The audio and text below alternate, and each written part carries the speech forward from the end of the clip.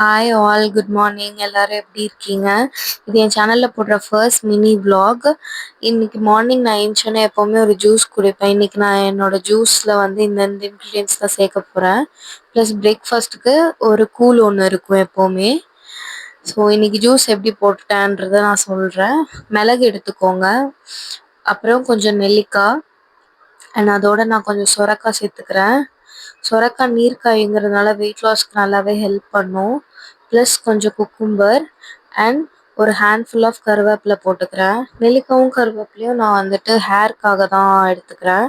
Plus கொஞ்சம் கல் உப்பு போட்டுட்டு தண்ணி உங்களுக்கு எவ்வளோ வேணுமோ ஊற்றி கிரைண்ட் பண்ணிக்கோங்க. எனக்கு கொஞ்சம் ஜூஸ் கிரைண்ட் ஆனதுக்கப்புறம் ஜிஞ்சர் போட்டால் அந்த ஃப்ளேவர் நல்லா இருக்கிற மாதிரி பிடிக்கும். ஸோ இந்த ஜூஸ் தான் நான் மார்னிங் எடுத்துக்கிறேன். இந்த ஜூஸ் சாப்பிட்டு முடிச்சதுக்கப்புறம் பயிறு தாளிக்கிறதுக்கு கொஞ்சம் ஆயில் நல்லா ஹீட் ஆகிட்டுருக்கு. அது ஹீட் ஆனோடனே கொஞ்சம் கடுகு போட்டுட்டு, கடுகும் நல்லா வெடிச்சதுக்கப்புறமா உளுந்து போட்டுக்கிறேன். உளுந்து நல்லா பொரிஞ்சு வந்ததுக்கப்புறம் காஞ்ச மிளகாவும் எனக்கு கொஞ்சம் ஃப்ரை ஆனால் ரொம்ப பிடிக்கும். ஸோ அது நல்லா ஃப்ரை ஆனதுக்கப்புறமா கருவேப்பிலை அண்ட் ஆனியன் சேர்த்துக்கிறேன்.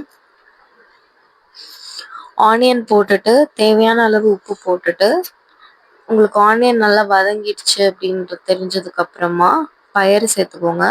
உங்களுக்கு என்ன பயிர்னாலும் போட்டுக்கலாம். மோஸ்ட்டாக தேங்காய் போட்டு தான் சாப்பிடுவோம். பட் இன்னைக்கு கொஞ்சம் ஃபில்லிங்க்காக நான் ஆனியன் சேர்த்துருக்கேன். உங்களுக்கு வேணாம்னா கடுகு உளுந்து பருப்பு போட்டு நீங்கள் அப்படியே தாளிச்சிட்டு தேங்காய் போட்டுக்கலாம். இதுவும் ரெடி ஆனதுக்கப்புறம் எடுத்து வச்சுட்டு, இதுதான் என் மீல் பிளேட். கஞ்சி, பிரண்டை துவையல் இருந்துச்சு அண்ட் ஒரு எக் ஒயிட் எடுத்திருக்கேன். அதுக்கப்புறமா எங்கள் மம்மி ஊர்லேருந்து வந்திருக்கும் போது இந்த உப்பில் உலர்த்தி அதை வாங்கிட்டு வந்திருந்தாங்க. அதுவும் அப்புறம் இந்த ஊறுகாய், மாயிஞ்சி ஊறுகாய் வாங்கிட்டு வந்திருந்தாங்க. அப்புறம் கொஞ்சம் ஸ்நாக்ஸ் கேட்டிருந்தோம், அதுவும் எடுத்துகிட்டு வந்திருந்தாங்க. Cheese balls, wheels, onion rings, அப்புறம் அந்த சிப்ஸ் ரொம்ப ஃபேமஸ் கோயம்புத்தூர் பக்கம், jackfruit chips and salt banana chips. அதுக்கப்புறம் மரவள்ளி கிழங்கு கார மரவள்ளி கிழங்கு சிப்ஸு, அப்புறம் ஒரு பாக்கெட் மசாலா பொரியும் எடுத்துகிட்டு வந்திருந்தாங்க. இதை சாப்பிட்டுட்டு பவுலில் உப்பில் உலர்த்தி அதை போட்டுட்டு வாவா தேரை மூவி பார்த்தோம். நல்லா இருந்துச்சு மூவி பார்த்து முடிச்சதுக்கப்புறம் சரி நெக்ஸ்ட் டேக்கு தேவையான திங்ஸ்லாம் போய் வாங்கிட்டு வந்துடலாம் அப்படின்ட்டு நானும் அம்மாவும் கிளம்புனோம். கொஞ்சம் கிளைமேட் நல்லா இருந்துச்சு. ஸோ இப்போ தான் இங்கே ரோடு போட்டுட்டு இருக்கிறனால ரோடும் கொஞ்சம் உடச்சி போட்டிருந்தாங்க.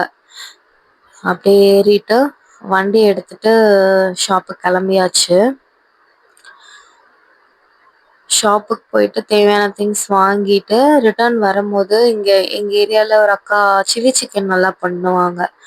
ஸோ அவங்கக்கிட்ட சில்லி சிக்கன் கொஞ்சம் டேஸ்ட்டாகவும் இருக்கும். அவங்கக்கிட்ட சில்லி சிக்கன் வாங்கிட்டு, ஹைலைட்டே வந்துட்டு அந்த லாஸ்ட்டாக போடுற பொடி தான். அது அவங்கக்கிட்ட கேட்டால் அது ஒரு மேஜிக் சீக்ரெட்டும்பாங்க. ஸோ அதையும் வாங்கிட்டு கொஞ்ச நேரம் அக்காட்ட பேசிட்டு வீட்டுக்கு வந்தாச்சு. வீட்டுக்கு வந்ததுக்கப்புறம் மறுநாள்